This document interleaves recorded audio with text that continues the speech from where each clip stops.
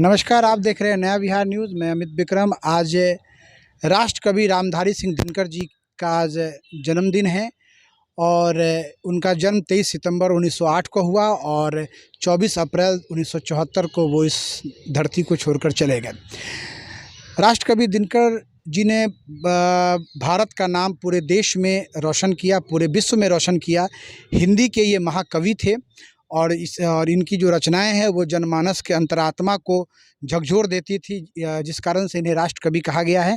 आज राष्ट्रीय भूमिहार ब्राह्मण परिषद के द्वारा इनके मूर्ति पर माल्यार्पण किया गया, जो मूर्ति मुजफ्फरपुर के एलएस कॉलेज के प्रांगण में है। लंगट सिंह कॉलेज महाविद्यालय है, इस विद्यालय के कैंपस में इनका एक मूर्ति है। उस मूर्ति पे आज माल्यार्पण किया गया। हम राष्ट्रीय भूमिहार ब्राह्मण परिषद के राष्ट्रीय सचिव केशव कुमार मिंटू जी से बात करेंगे। मिंटू जी, आज रामधारी सिंह दिनकर जी का जन्मदिन है, क्या कहना है रामधारी सिंह दिनकर जी का जो आदर्श है, जो उन्होंने समाज के लिए कहा, क्या संदेश है उनका?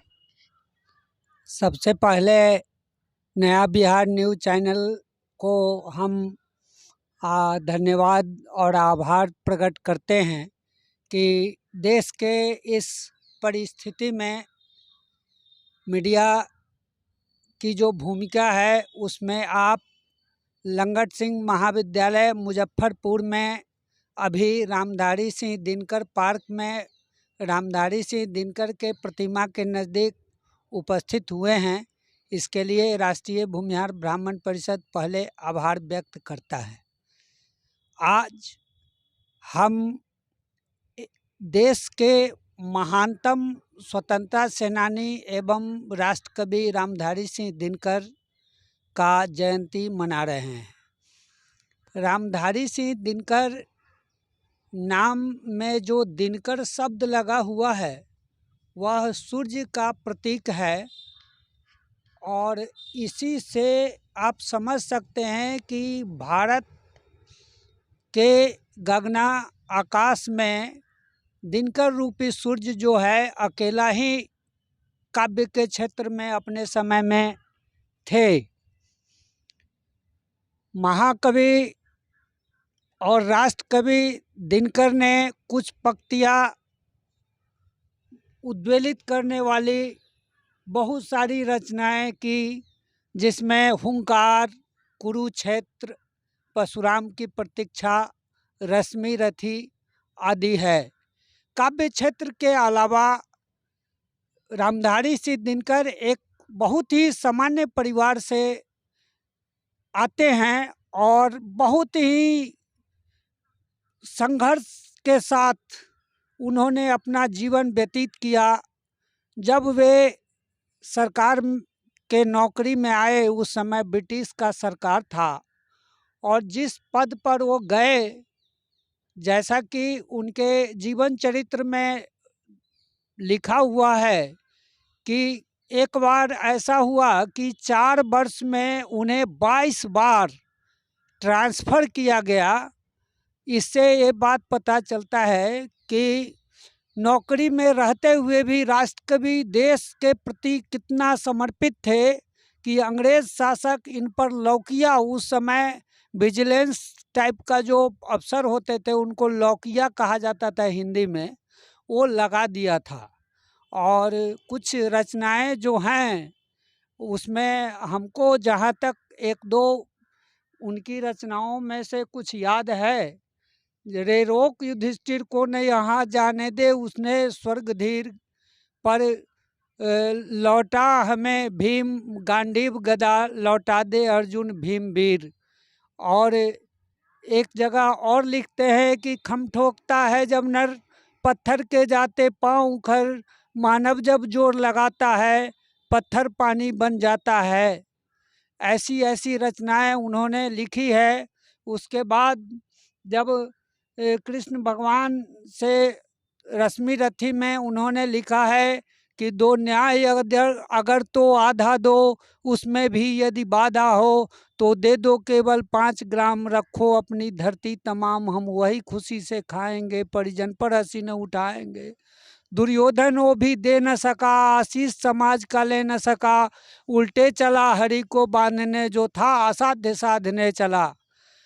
ऐसी रचनाएं दिनकर ने रची। रश्मि रथी, परशुराम की प्रतीक्षा, जिस समय भारत चीन युद्ध हो रहा था उस समय उन्होंने बहुत ही ओजपूर्ण कविता लिखी, जिसमें उन्होंने लिखा कि योगियों की अभी ज़रूरत नहीं है, हमारे बाहुबल में वो उस तरह का ताकत होना चाहिए जिससे कि हम पत्थर के पत्थर को चीर दूध निकाल लें। इस तरह का ताकत की मुझे ज़रूरी है।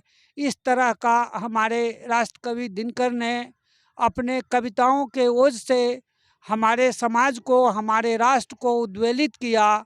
हम उनके प्रति समर्पण का भाव रखते हैं। राष्ट्रीय भूमिहार ब्राह्मण परिषद की ओर से हम उनका सत सत नमन करते हैं कि इस मुजफ्फरपुर की धरती पर एलएस कॉलेज, लंगट सिंह महाविद्यालय में उन्होंने अपनी सेवा दी। ये धरती धन्य है उस पुण्य आत्मा के यहाँ पर अपने कार्यकाल और कार्य दिवस बिताने से। हम मुजफ्फरपुर वासी और इस भारत के लोग धन्य हैं कि ऐसे लोग हमारे कुल में जन्म लिए और राष्ट्र कवि हुए।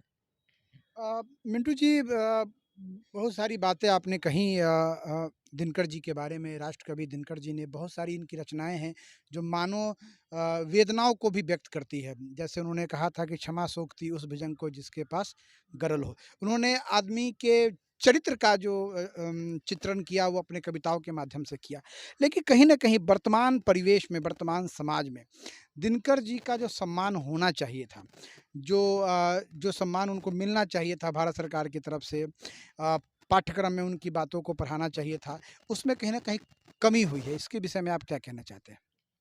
उन्होंने अपने कविता के माध्यम से ही इस व्यथा को व्यक्त किया था एक जगह कि जिस व्यक्ति को निज देश का, निज जात का, निज धर्म का नहीं अभिमान है, वह नर नहीं, वह पशु के समान है।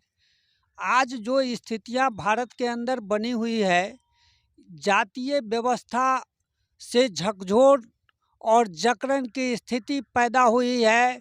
यहाँ चाय पीने वाले, कपड़ा के दुकान में जात नहीं पूछा जाता है। यहाँ ट्रेन पर चढ़ने पर जात नहीं पूछा जाता है, प्लेन पर चढ़ने पर जात नहीं पूछा जाता है, गंगा में स्नान करने पर जात नहीं पूछा जाता है, पार्क में घूमने पर जात नहीं पूछा जाता है।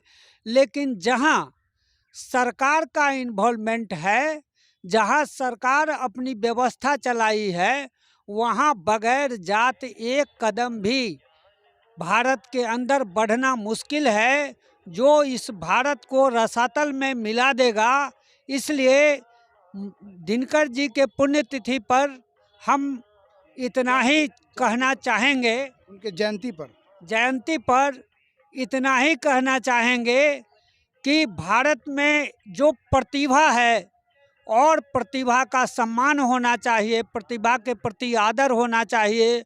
और जिस भी जाति का हो, जिस भी धर्म का हो, जिस भी संप्रदाय का हो, अगर वो टैलेंटेड है, प्रतिभावान है, तो उसको समाज को और राष्ट्र के अग्री कड़ी में खड़ा कर उसे सम्मानित करना चाहिए। अगर दिनकर जी को जो सम्मान आज नहीं मिल रहा है, उसके पीछे कारण है कि वो भूमिहार समाज से आते हैं और सरकार जो है भूमिहार समाज का, चाहे वो केंद्र सरकार हो या राज्य सरकार हो, वो आज के डेट में हाशिए पर रखा है। और वो कहीं ना कहीं ऐसे ऐसे गुमनाम व्यक्ति के नाम पर तरह तरह का योजना चला रहा है, जिससे उस समाज को और उस राष्ट्र को, उस व्यक्ति से कोई लेना देना नहीं है।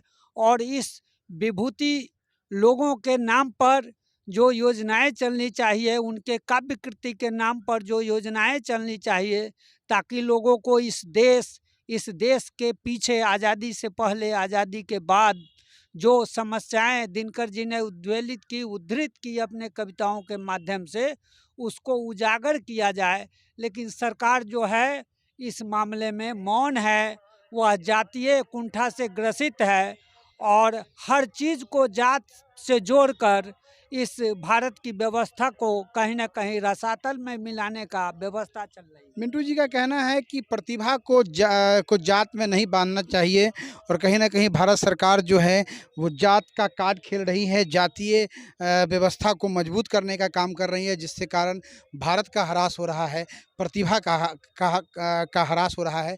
राष्ट्रकवि रामधारी सिंह दिनकर जी किसी जाति विशेष के लोग नहीं थे, ये समाज के लोग थे, ये भारत के लोग थे। इन्होंने अपनी रचना से भारत का सर ऊंचा किया, भारत के साहित्य का सर ऊंचा किया, लेकिन आज जात के बंधन में इनको बांधकर कहीं न कहीं इनकी प्रतिष्ठा को धूमिल किया जा रहा है।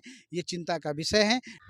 उपेक्षा का हद आप इस चीज़ से मान सकते हैं कि भारत सरकार और बिहार सरकार जहां उन्होंने पैदा लिया, वहां से लेके और जिस राष्ट्र के लिए उन्होंने पूरे देश में आंदोलन के लिए कविता लिखा, भारत चीन युद्ध के समय जो उन्होंने परशुराम की प्रतीक्षा लिखी, कविता काव्य रचना, इसको भी नज़रअंदाज कर भारत सरकार और बिहार सरकार देश स्तर पर इनका जो जयंती है वह मनाने में 1 पैसा खर्च करना मुनासिब नहीं समझा, 2 कार्ड बांटना उचित नहीं समझा, 2 साहित्यकारों और कवियों को बैठाकर सेमिनार करना उचित नहीं समझा। इसी से आप समझ सकते हैं कि कितना उदासीन सरकार इनके प्रति है। जो व्यक्ति कभी भारत के संसद में 10 साल राज्यसभा उच्च सदन का प्रतिनिधित्व किया, उसके मृत्यु के बाद जयंती के अवसर पर भारत के संसद में या भारत के राज्यों में कहीं पर भी सरकार के तरफ से कोई व्यवस्था नहीं, कोई आयोजन नहीं, कोई काव्य गोष्ठी नहीं, कोई साहित्य सम्मेलन नहीं। इसी से ये बात समझा जा सकता है कि केंद्र सरकार और राज्य सरकार दिनकर जी के प्रति कितना उदासीन है और ये भूमिहार जाति के ऊपर जो कुंठाग्रसित भावना है वो उजागर होता है। नया बिहार न्यूज़ से बात करने के लिए केशव कुमार मिंटू जी का बहुत बहुत धन्यवाद।